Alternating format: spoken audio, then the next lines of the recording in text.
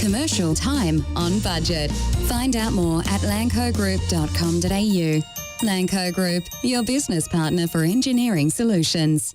Are you looking to change your destiny in life? Be your own boss? Start your own business? If you are, you need people who understand your needs and are committed to helping you make it happen. At DKP & Co Chartered Accountants, we are more than just accountants. We are business advisors, taxation consultants, and strategists that specialise in setting up businesses.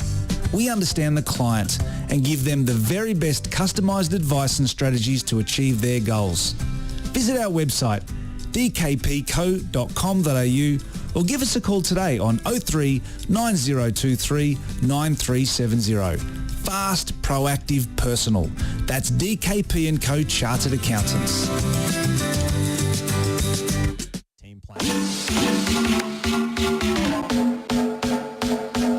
Pickett, she lays it off. Teresa Polias.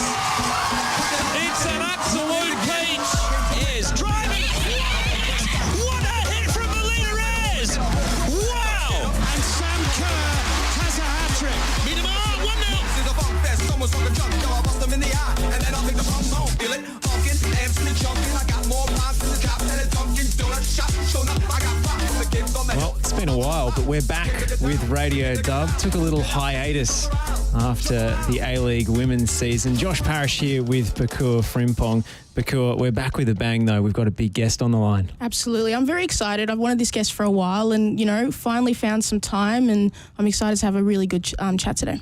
Jeff Hopkins, coach of Melbourne Victory. Welcome to the show. Hi guys, how you going? It's good to be here finally.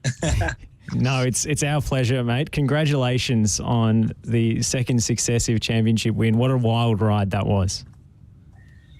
Yeah, look, I think it was almost like riding a roller coaster at times. But look, yeah, I've had a little bit of time now to sit back and to just kind of have a think about the season as a whole, and it's kind of doesn't look as bad when you look back on it as it was in terms of I think you soon forget and you soon get over things. But yeah, look at it. I think in terms of the playing group, they put up with a great deal of disruption and uncertainty at times. And it was probably, for me, the support I got from the club and the support I got from my coaching staff and medical staff was fantastic. So, yeah, it's I guess looking back on it, it's one, a great effort from the playing group, and two, a fantastic effort from the support staff to really get through some of the tough periods and allow us to be in a position when we got to the finals where we could, where we could actually play and put in a real good performance. And yeah, it's very enjoyable now just to look back on that. Thinking about this playing group, we've had a few of the players on, and they've really spoken about how united and how special the group was, and how you guys, all three of the hurdles you guys had, just continually just moved on and progressed and built a stronger unit. Did you know you had such a special group from the start, or is that something that just as the players said, grew?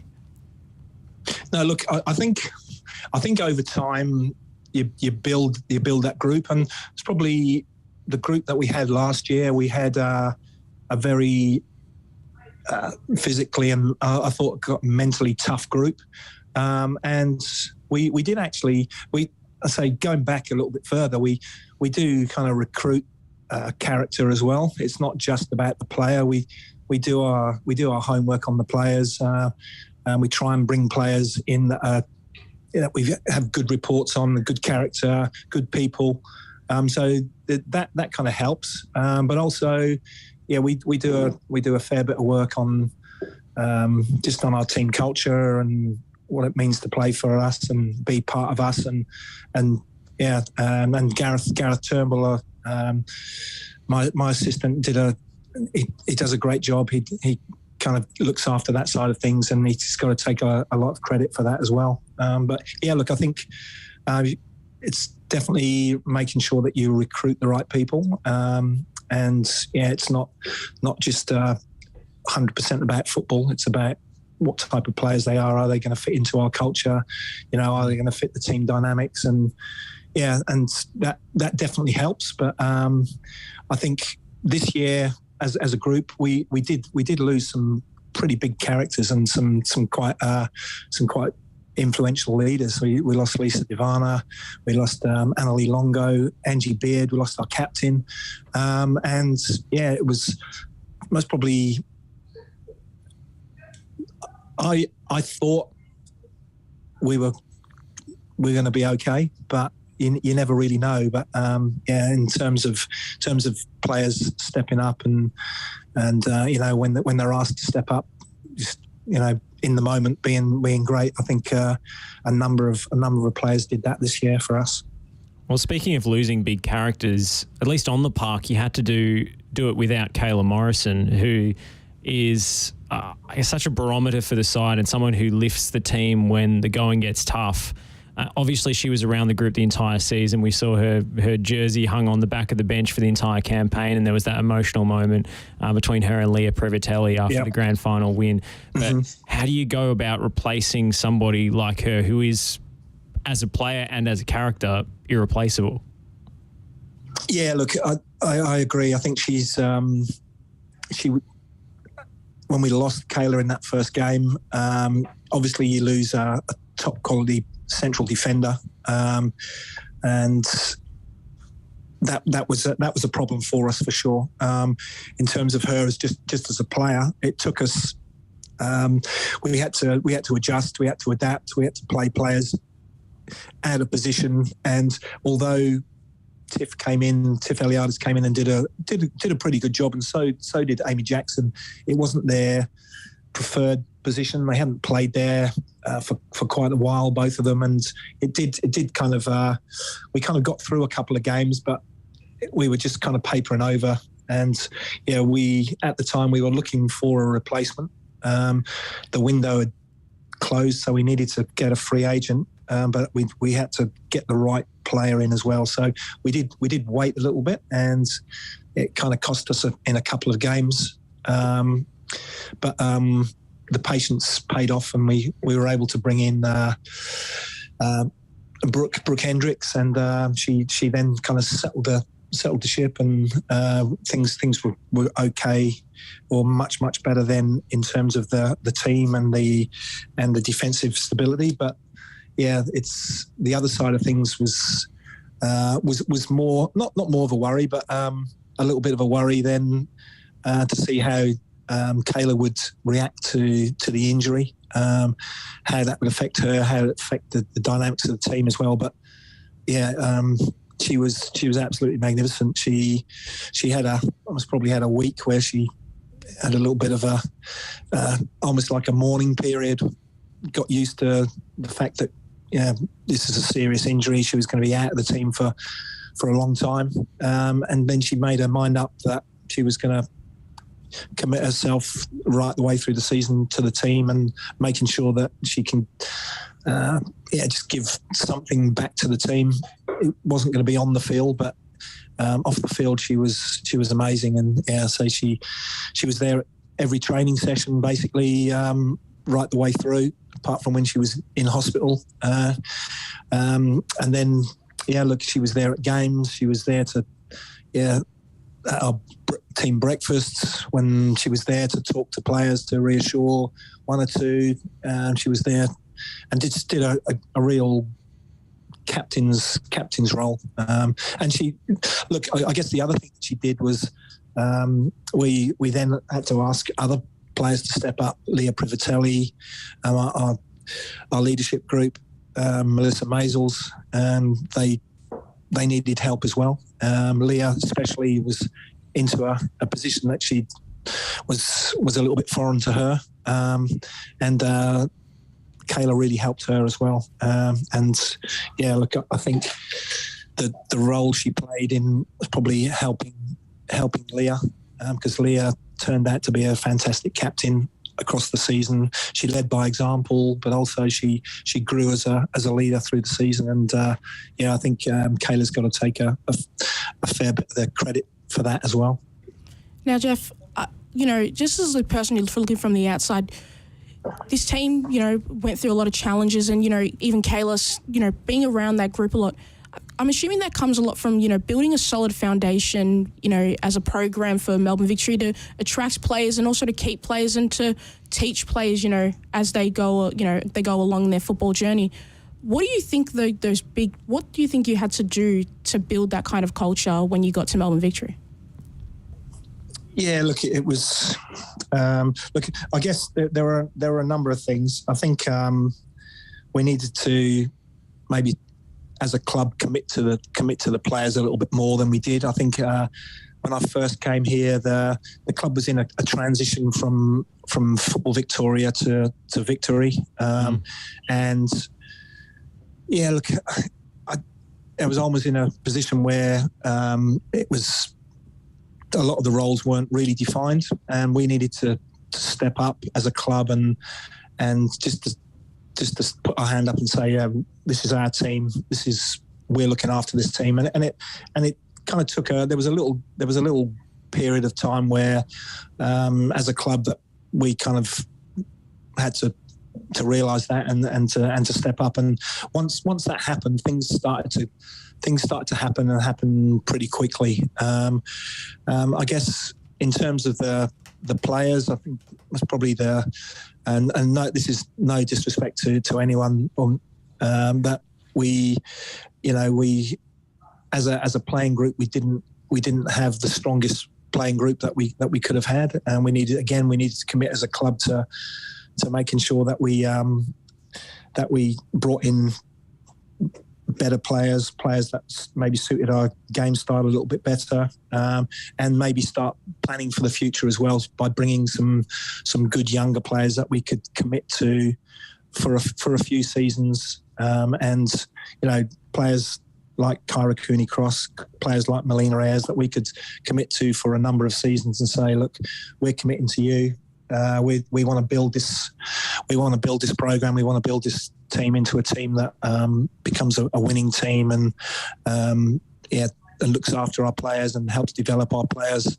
And I think that doesn't happen overnight. And I guess what the great thing about the club has been that they did plan a 3-year plan, and they did kind of say, look, okay, year one, we want to see some sort of improvement, but it's all about what we can do as a club, as a team over those 3 years to really build towards having a successful team out on the field, because that's what we wanted. And I think we brought the right players in. We brought the players in that were better quality players, players that were hungry, players that wanted to improve, and we committed to making the team better and making the players individually better as well, which is, I think, definitely one of the keys to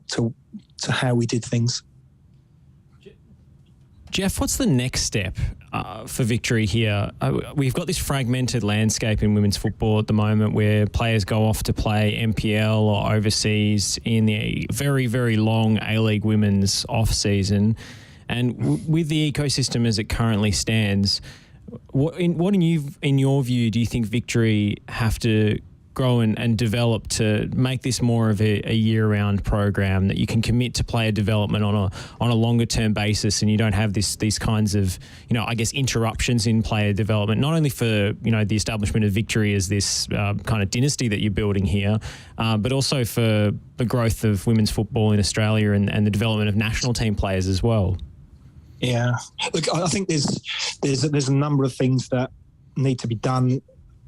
Some by our club, some by the national federation as well, and the league as well. So I guess for us as a club, we've made a start on our elite girls pathway. So we've now got elite girls program that, in fact, I'll be heading there straight after this interview now. To we've got at the moment it's one day a week, and we think we've got the majority of the best players in Victoria from under 14, 15, 16 up to under 18s, and that's I guess for us it's a way of, number one, recruiting and having a look at the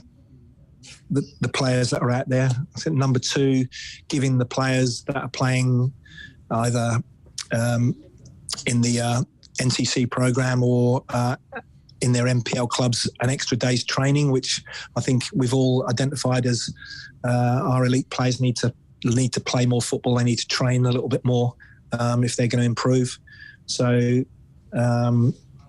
helping that side of things as well. And then probably looking at that being the next step into our W League, our A League women's program. So, I think we definitely need underpinning programs that so players can be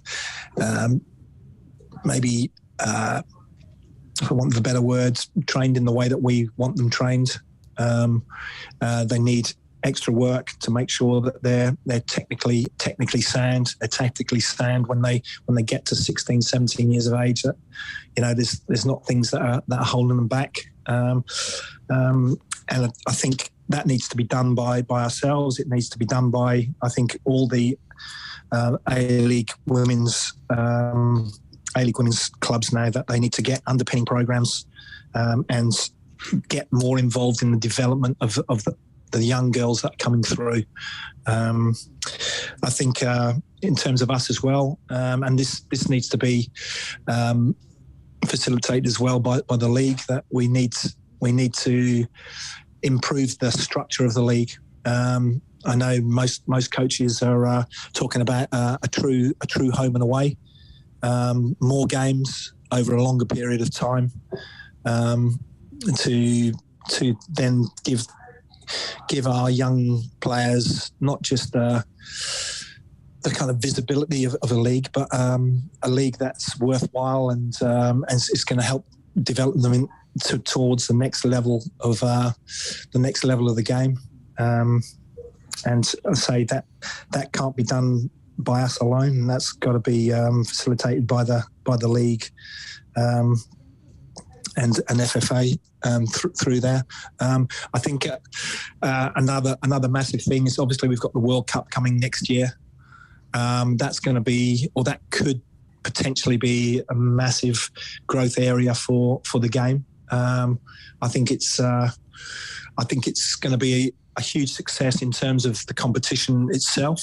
But I think alongside that, what's going to really help really kick the game on and leave a bit of a legacy or a big legacy after the World Cup's gone is the performance of the team. I think it's really pivotal that the team do well, that they play well, that they go a long way. And look, if we could see our Matildas team in the semi-finals or the final, it would be just a massive boost to the game. And looking at the team and the players that we've got, there's no reason why we can't do that. And look, I think that side of the things, you've got to create those role models and those heroes for our young players to aspire to, and I think we're doing that quite well at that level.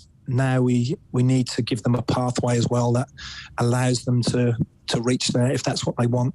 So our underpinning programs have got to be right. The league's got to be good, and obviously then that will lead to, I'm sure it's something that we're looking at, is a 12-month of the year program where we can have players with us for 12 months of the year, and they can be full-time players in this country with Melbourne Victory Football Club. And so if we can get close to that in the next few years, then I think the game will be looking really healthy, and the future will be looking healthy as well.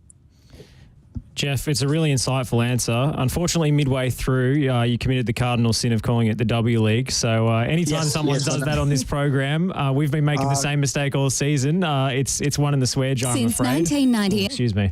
Apparently that sting's not working. There's usually a cash register sound effect that plays. But I'm glad I don't have to give $1 for every time I've said that this year, actually. I don't know what the fine system is at Melbourne Victory, but for us, it's one of the share jar. Now, Jeff, I can't not ask this question just because you're one of the best coaches, in this country.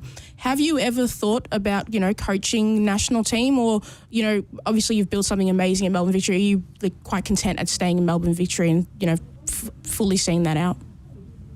Yeah, look, I'm really happy here, and obviously there's I'd love to follow through on what we're doing at Victory at the moment. We've got a board, and we've got a football director that's really keen to help build this program to make it the best in the country. And that's all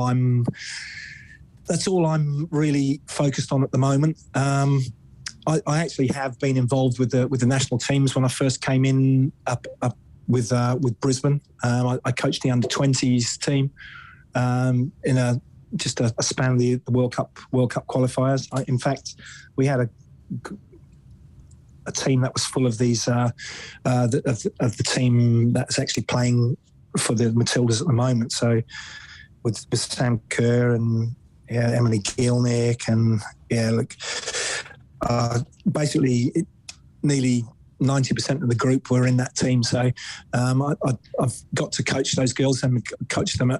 We went over to Vietnam and in a qualification series there. So and we didn't qualify. So that's probably with a better coach, we most probably would have done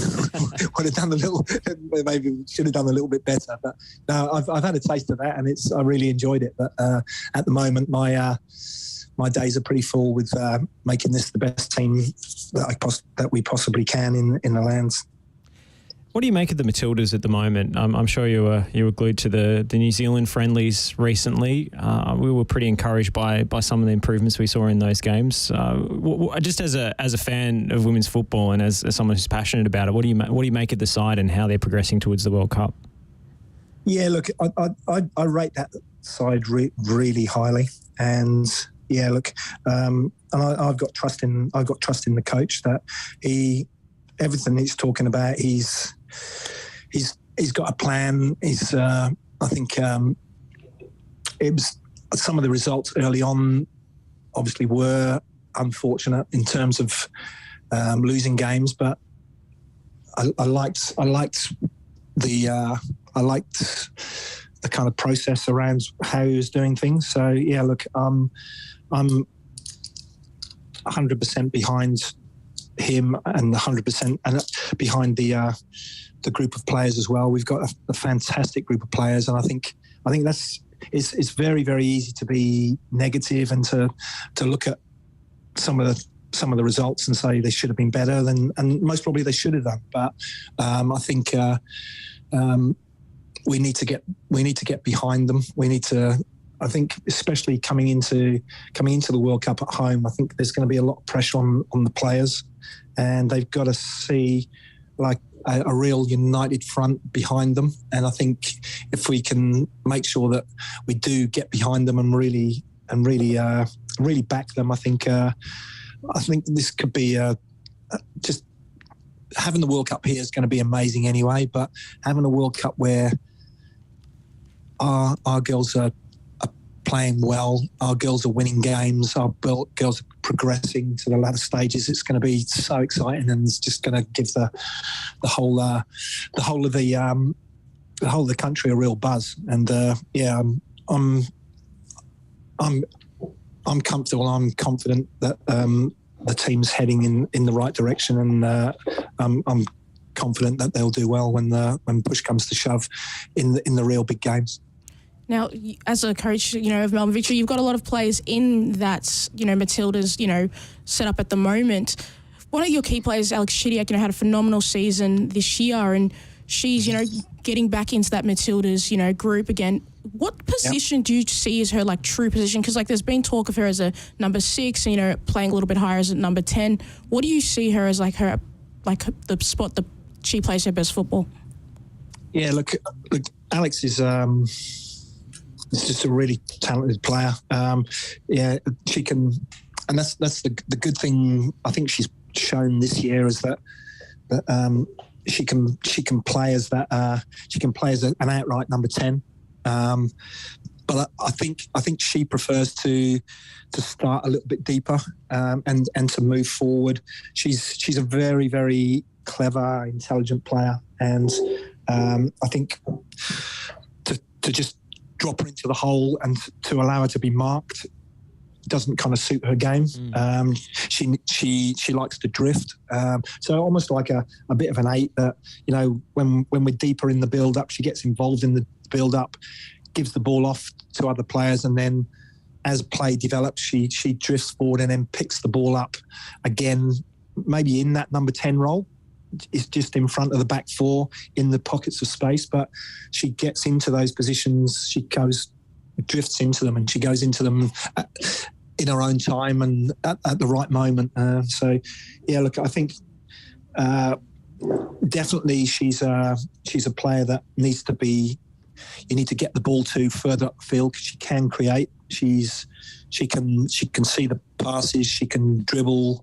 She commits defenders really well. Draws them in and plays really well-timed passes, but also, I think giving her a little bit of a role where she can kind of drift forward into those positions would really suit her. But again, and then you look at her again, and you look at the other side of her game. She worked so hard for us this year without the ball. She's only a small player, but the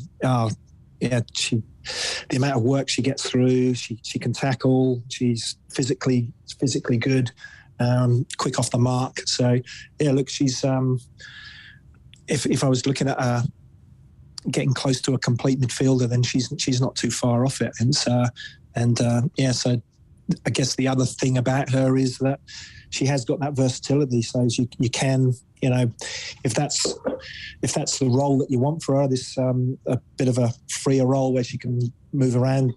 You can also ask her to do a disciplined role as well, which we had to do a few times this year when she could just go in and do a job for you and get that job, that disciplined defensive job done as well. I think that's spot on, Jeff. I mean, her performances for Victory this season have really, I guess, exposed the myth of Chids as a luxury player. She's so hardworking and the amount of tackles she makes. We've got to let you go soon because we know you're a busy man. One of your new duties is coaching the Afghan women's national team here in Victoria. How special has that been for you? It's been fantastic, and I started to do it during the season. Obviously, I was quite limited to the amount of time I could spend with the women, but just being around them gives me a real buzz. Some of the personal stories, just get you really emotional just even thinking about them. We played our first game on the weekend, and just to see them out there playing together as a group again was excellent. And we had a really good day. The team are coming together nicely. We're just starting to get a bit more regular with our training now, and I'm really enjoying it. And I say it's when you kind of think of the story of the group, and then some of the individual stories. It just makes you want to work with them, make you want to help them, and I I just love being a part of it, and yeah, it's been great the way that the club have embraced them as well, and yeah, it's going to be a really, I'm kind of committed to them for the rest of the season, so it's going to be really good for me to work for them and get back to these players, just what they've been through, just to kick a football around. It's just makes you think it's crazy what's going on in the country there, and female players not being allowed to play football is just quite upsetting and makes you quite emotional. So I just love being a part of this group, and yeah, I'm really enjoying myself. Now, Jeff, before you go, last question. I saw a photo with the puppy and the girls. I've got to know, whose puppy was it? Because it was a very cute puppy. I believe they picked it out of like a dog modelling agency or something. It was quite good. No, the lab came off, and she with a cramp, and the dog kind of jumped through the fence and came and just sat on her lap. I found out it was actually her dog. So yeah, so the dog was obviously a little bit concerned about her. So the little dog came through. It was a beautiful little dog, actually. So we're definitely a dog friendly team as well. So. Well, if that's what happens when anybody goes down injured, I think you're going to have a lot of injuries this season, Jeff. So I want to watch out for that. Jeff, actually, that's a good point. I'll keep an eye on that one. Jeff, thank you so much for your time. We think it's fantastic what you're doing and what the club's doing with the Afghan women's national team. If people don't know that they've been entered into Football Victoria competitions this season as they seek refuge in Australia, and it's just so great to see them back out on the field. Jeff, thank you so much for your time, and best of luck with this and with the Victory program going forwards. Great, thanks a lot. It's good having a chat. Thanks, We'll Jeff. take a break here on Radio Dub and be back with more on the other side.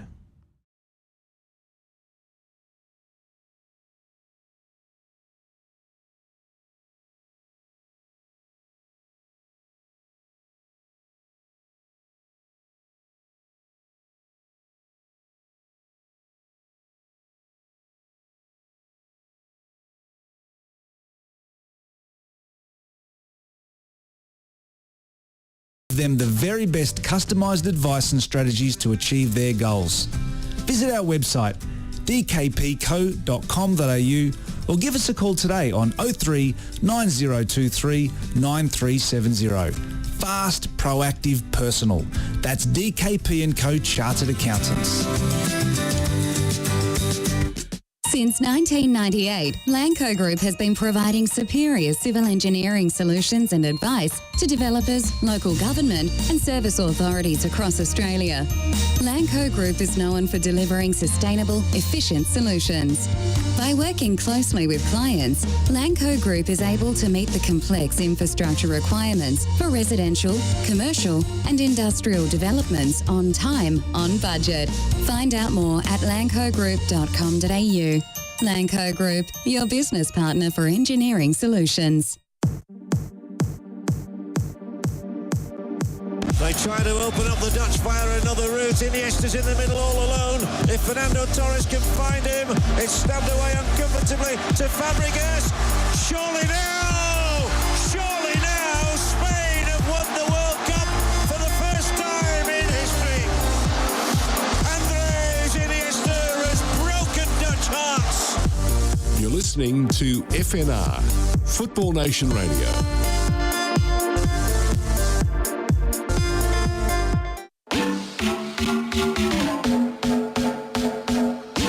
She lays it off to Polias. It's an absolute peach. Is driving. What a hit from Melina Reyes. Wow. And Sam Kerr has a hat-trick. Miedemar, 1-0. Someone's fucking jump, yo, I bust them in the eye. And then I'll take the pump home. Feel it, pumpkin, Amsterdam jumping. I got more pounds in the top than a Dunkin' Donut shop. We're back here on Radio Dub on FNR Football Nation Radio. My name's Josh Parrish. I've got Pokuah Frimpong here with me as always. Pokuah, let's talk Matildas. It's been a little while since we saw them in action against New Zealand, but we've had time to gather our thoughts on the performances of Tony Gustafson's team. We've both been pretty critical of his coaching. Jeff Hopkins less so. He was pretty confident that the team would pull through when it really matters. What did you make of the showings in those two friendly fixtures? I thought the first game was quite telling. It was disappointing to watch. Obviously, came down to those two late goals from Sam Kerr and Emily Van Egmond, if I'm correct. So, lucky to get that win, but it wasn't pretty football. We saw some changes in the midfield with Katrina Gorry in there, and she did provide a little bit of a spark because, she's a fantastic, football player, and she should have been in that Matilda squad, a while ago, but obviously, other circumstances didn't allow her to be part of the team. But seeing her now, it's been quite good. And in that second game, we saw, Gorry again and with Van Egmond in that defensive midfield partnership, and we saw Alex Chidiac come on, late on in the game and really provide something for the Matildas, and she showed a lot, I believe, though they didn't score with her on it. They might have scored only one when she came on, but it was more so about her play and how the Matildas went forward and how they really, stopped New Zealand from being, able to really put any kind of pressure on them, and it was quite an easy game, to say the least. Yeah, I felt that second game was pretty comfortable in particular, and they started with pretty much the same team, which surprised me, but then all of those early changes came through and you saw a bit of squad rotation, a few chances for players on the bench and on the fringes. But what this really reinforced to me, I guess there's two lessons I took from it. One is that Katrina Gorry completely changes the emphasis of this side, and it also improves Mary Fowler's play, because she's been so much more involved between the lines when Katrina Gorry is able to actually get her the ball and pick her out. And she's also become more active and searching for the ball more because she knows she can get it in those situations. And the link between those two players was like the biggest takeaway for me and the biggest plus point. I think those two immediately have a really good chemistry and a really good connection, and it basically means you've got a route through the middle of the park on the ground, which means that we don't see anywhere near as many diagonal long balls pumped in Sam Kerr's direction. Was it perfect? Absolutely not. And you saw, some struggles to find the back of the nets in the first game. You saw some of the old bad habits coming back into it. You didn't see Sam Kerr as involved as you might have liked to in deeper phases of play, based on the kind of goal poaching role she's occupying at the moment and her instinct to run off the last defender rather than come deep for the ball. But, an improvement for sure. The other lesson for me from this was that this is the group that we have, and I don't think it's changing much. No, and if you're not going to experiment in a friendly against New Zealand, you've already decided. Your mind is made up pretty much. And I don't think that the players who ventured over to Europe, who still believe in their heart of hearts that they're going to be in that World Cup squad, I think they're going to be disappointed. No, and I think, I don't think we had to wait for these two games to tell us that. I think Tony Gustafsson made it quite clear when he had that, the press conference before those two matches. He basically said, we're going to start figuring out what we're going to do for the World Cup, which, we had criticisms of because I think you should have started doing that a lot earlier. But this is a group, and it's quite interesting because Alex Chidiac, wasn't going to be in this group if Kyra Cooney-Cross wasn't able to play. So I feel like there's only maybe a few players who kind of might have an opportunity to get in this squad, but I think this is ultimately going to be the squad that we take to the Women's World Cup, and we are going to live and die by the results and the way they play. And I know in football the results aren't everything; it's more so the way you play. I think that's more important to me. The second game gave me a little bit more confidence, and reading Ante Jukic's piece, about Katrina Gorry and Mary Fowler, I think was quite insightful about, their playing style. And I think Mary Fowler as the 10, that for me is her role. I think she's very good in it. And the Matildas allow her to be free with, some really high quality players up front. I think we just need some little bit more reassurance defensively, because at times during both those two games, that centre-back partnership, they looked quite shaky, and it's not the quickest. One is quite slow, and teams in Europe who are really fast and move the ball quickly and their passing is so accurate. I think Alana Kennedy and, Polkinghorne, they are very susceptible to those kinds of issues, and I think that's probably someone we need to look at, but unfortunately it looks like Tony Gustafsson, we're not really going to see any big changes. And I don't think we have many other defensive options as well. So we just kind of have to create a system that covers for their lack of speed. If it's Ali Carpenter and Steph Catley maybe, coming in a little bit more, and maybe at times having Catley or Carpenter. I'd prefer Catley, unfortunately, to play maybe as a centre-back role to, cover with that, the pace issues. Yeah, it's interesting. I mean, the natural fit is to go to a back three, but then you lose control in midfield unless you play a 3-5-2, and then you've still got your midfield three in there controlling the game. You've got an extra defender there, maybe a converted fullback, as you say, to cover pace-wise for Polkinghorne and Kennedy's weaknesses. But that doesn't seem to be where Gustafsson wants to take the team. It was interesting you mentioned that Ante Jukic piece, him asking Gustafsson about that directly, and so they finally had that chat, which is nice. They did have the chat, the phone call, the infamous phone call did happen, which is good to see.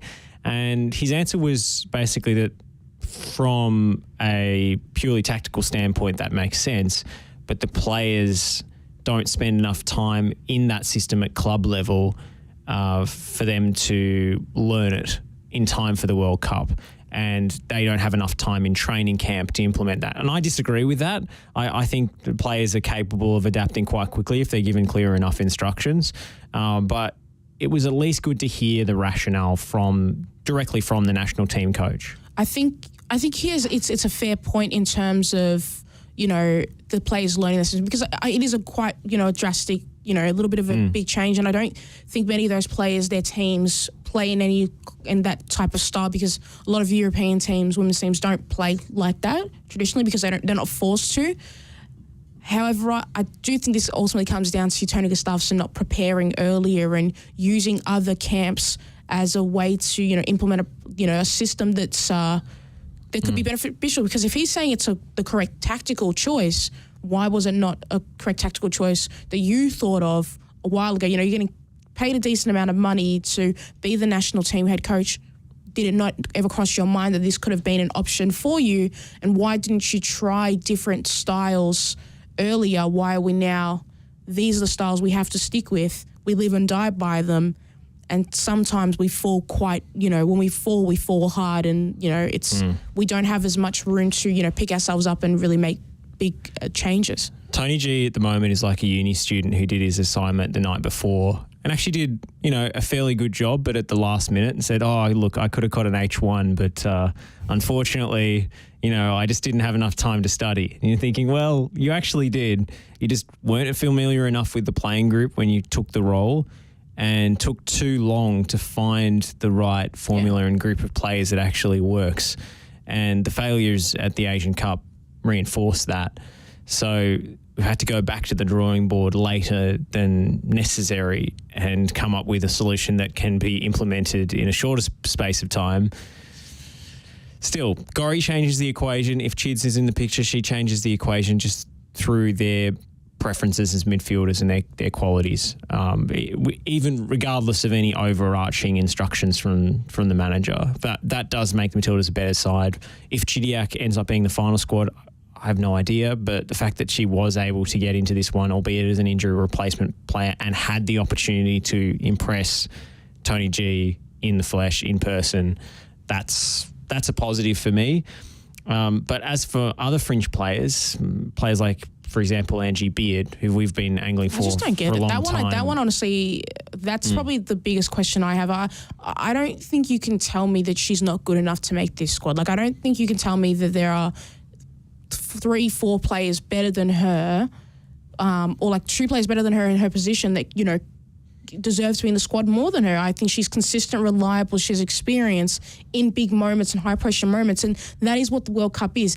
It is not just a, Women's World Cup, in France or somewhere else across the world.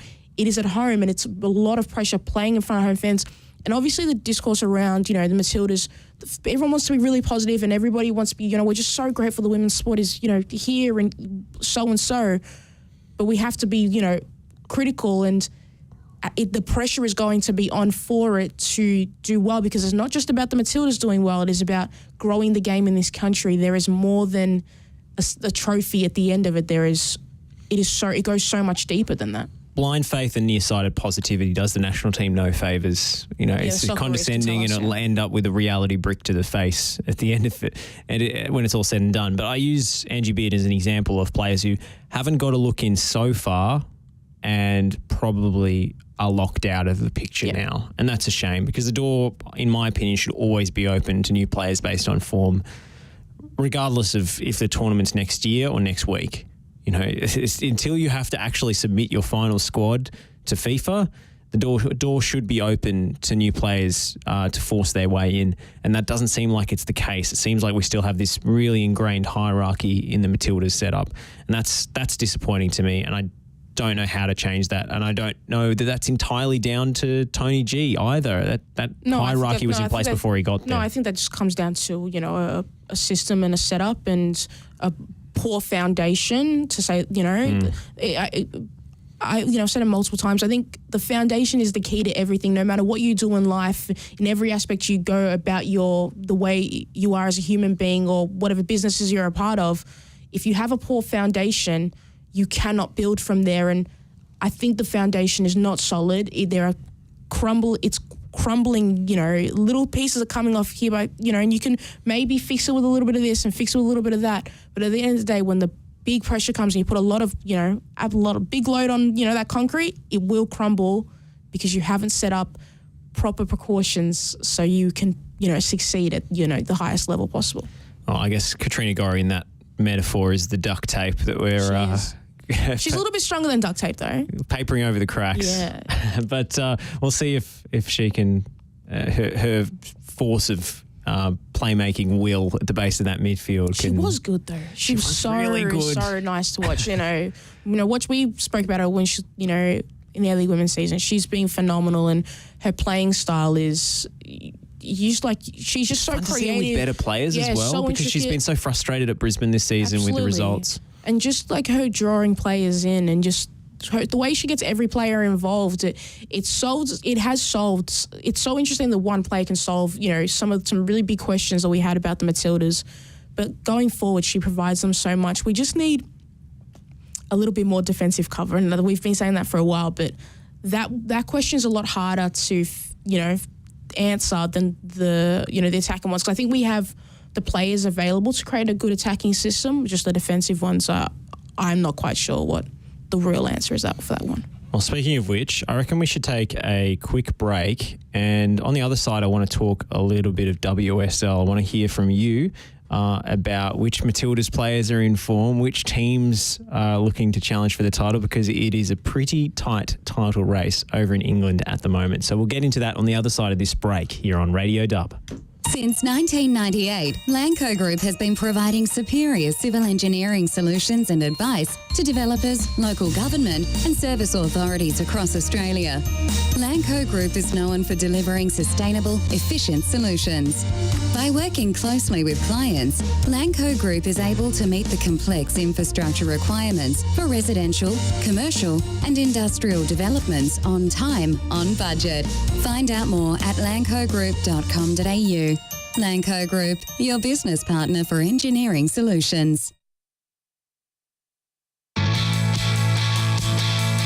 Radford. Now Tudor's gone down for Newcastle. Radford again. Oh, what a goal! What a goal! Radford the scorer. Ronnie Radford. And the crowd are invading the pitch. And now it will take some time to clear the field. What a tremendous shot by Radford. You're listening to FNR, Football Nation Radio. Are you looking to change your destiny in life? Be your own boss? Start your own business? If you are, you need people who understand your needs and are committed to helping you make it happen. At DKP & Co Chartered Accountants, we are more than just accountants.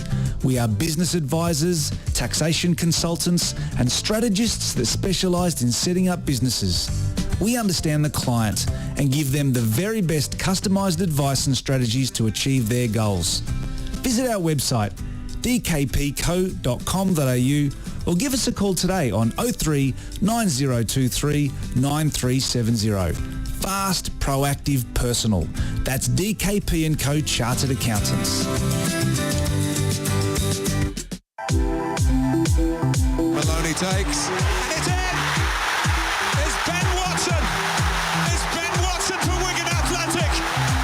They've surely won the FA Cup! For Dave Whelan, for Roberto Martinez!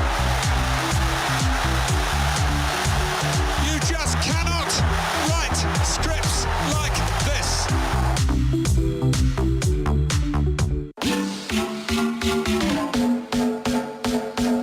Pickett, she lays it off to Reza Polias.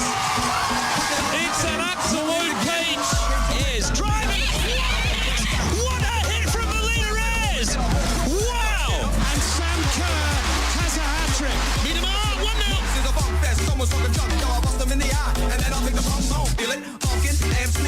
Before we go today on Radio Dub, I think we should turn our attention to European women's football, where there is a 1 point gap in the title race in the Women's Super League in England. Chelsea leading Pokuah's beloved Arsenal by a point. It is on an absolute knife edge, and we've got Australian representation in both teams. Pokuah, give us the lay of the land and where you think these two teams are at. Chelsea, Arsenal. Chelsea are in okay form. They haven't been. This season, even though they are leading, they haven't been as convincing as they typically were. And maybe I'm just being a little bit salty because they did beat us in the FA Cup semi-final the last week. But I don't think they had a amazing season. They played some really nice football because they're a side full of class. And Sam Kerr, as always, is on goal scoring form, and she's so disruptive with that that front three they play with, and they just score for fun, and it's so annoying. And I'm like, how are you able to afford all of these players and be so influential? But I think Arsenal are a little bit unlucky maybe to be a point behind them, because we did face Chelsea a while back and probably should have won that game and probably should be leading the season. But those failings come down to Jonas Eidevall and his poor coaching, if you ask me, because in the big games, Arsenal have failed this year, and I think that's ultimately what's going to come down to the fact that they probably will lose this season, because in the big games they haven't been great. Caitlin Ford did score a great goal over the weekend with an excellent pass from Leah Williamson. It was reminding me of when Leah Williamson did a few seasons ago. She did this beautiful ball to Jordan Nobbs on the run, and it was like pinpoint accuracy. So it's quite nice. And in terms of the Man City girls, they've been okay. Their season kind of got derailed at the start, quite simply because they were just so many injuries. So they were on the back foot always. And with Chelsea and Arsenal being quite consistent early on in the season, it was made them really difficult for, Man City to be, present. They probably will hit Man United and finish in that third spot, as they should. And they're in flying form to end the season, and it shows that they will be title contenders next year if they have a clean bill of health. Absolutely. It honestly should be a race between, Chelsea, Arsenal and Man City, but unfortunately for Man City, those early first 5 games were really, really difficult. And like Alana Kennedy struggled early on because she had to, play in that back line that was very shaky. But, she's found form, and Hayley Razzo's been really crucial for that Man City side and has provided real moments of spark and made the team of the week on multiple occasions, just because, I think she's really flourished in that system and playing in that league, because I think her playing style fits it. She's quite fast and, she can make those really good passes, and I think Man City play a really nice free-flowing style of football. But I do want to say on a side note, about European women's football, Barcelona women's team, tremendous effort to not only set the record when they versed Real Madrid in those 2 Champions League. The record being? Is it like, what is Camp Nou? Is it like 93,000, something like that. But then they played Wolfsburg on Saturday morning. I did miss the game. I had to watch it on delay. But they beat their own record again and their new attendance record. So I think it's very impressive, and I think it's a model in which other clubs should follow, of uniting, having fans that are not just just fans of the men's team, but also fans of the women's team, and actually being fans of the club as opposed to one side of the coin. And I think they have showed how united they are, because these fans continually show up and they love that team, and I think that's why the Spanish national team is going to do some incredible work, because a lot of their players play from that Barcelona team and they have a lot of belief. You know, some play for Real Madrid, but that Barcelona team have just like the men's side, they're all from there, and it's quite beautiful to see. Well, we've seen some great national team sides draw a lot of players from one club, and that could be Spain's route to World Cup glory. You mentioned the attendance at Camp Nou. I just had a look at it. It's 99,354. So that's it's very, very, very impressive to say the least. And it's, you know, to do it, you know, they did a great work at the Santiago Bernabeu when, you know, Real Madrid were there as well. So it's just nice to see that, you know, clubs are actually taking the initiative. And I saw the Barcelona team president go into the change rooms and speak to the players after, and the energy that, you know, came off him and talking about the other players, it was just really nice to see. And I think that's the next step, is making clubs, you know, not people just going for one side, but really being behind the club and everything that entails, if it's the under-21s, the women's or the men's. All right, I'm going to ask for a prediction for the WSL title race. Chelsea, 1 point ahead. They face Tottenham, Birmingham City and third-placed Manchester United on the final day of the season. Arsenal, meanwhile, have Aston Villa, Spurs and West Ham. So you could argue Chelsea have a slightly tougher run in having to face United in there. Nah, but Arsenal got these. We've got, you know, the North London derby against Tottenham at the Emirates Stadium. So they could spoil the party. Yeah, that game got moved. I'm hoping Birmingham City do what they did to Arsenal and beat Chelsea. That'd be nice. It was disgraceful, that loss, actually. Not a team that the top-ranking WSL sides are used to losing and to. we were on an absolutely beautiful run. I think Chelsea probably win, because I just don't see them losing. They're just too consistent of a side, but they have shown, you know, some little moments of being wobbly at moments throughout the season. But I'm all there for hoping that Arsenal beat them on the final day, and I can, you know, wake my neighbours up with some really obnoxious yelling. I can only imagine. FA Cup final as well, Chelsea versus Manchester City. So plenty of Aussie representation in that game. Man City, I'm going for that one. Really? Yeah, I like Man City. There you go. I like Man City. I think they've been in really good form lately, and I can't stand Chelsea winning again. It bothers me so much. It bothers me every time. Arsenal losing to Chelsea twice in 2 FA Cup, you know, obviously very close together because of COVID, but it just bothers me so much. We lost on both occasions. It's ridiculous. Got to learn from your mistakes. Well, we'll see if Sam Kerr proves you wrong on that count. We're going to sign off here tonight on Radio Dub. If you missed any of tonight's show, our interview with Jeff Hopkins and the entire program will be available shortly on the FNR SoundCloud, Spotify or Apple podcasts. Good night from myself, Josh Parrish and Pokuah Frimpong, and we'll speak to you again next time. Pickett, she lays it off to Teresa Polias. It's an absolute peach. Is driving. What a hit from Melina Reyes. Wow. And Sam Kerr has a hat-trick. Meet him out, 1-0. This is a funk fest. Someone's fucking jump. Yo, I bust them in the eye. And then I'll pick the bum home. Feel it?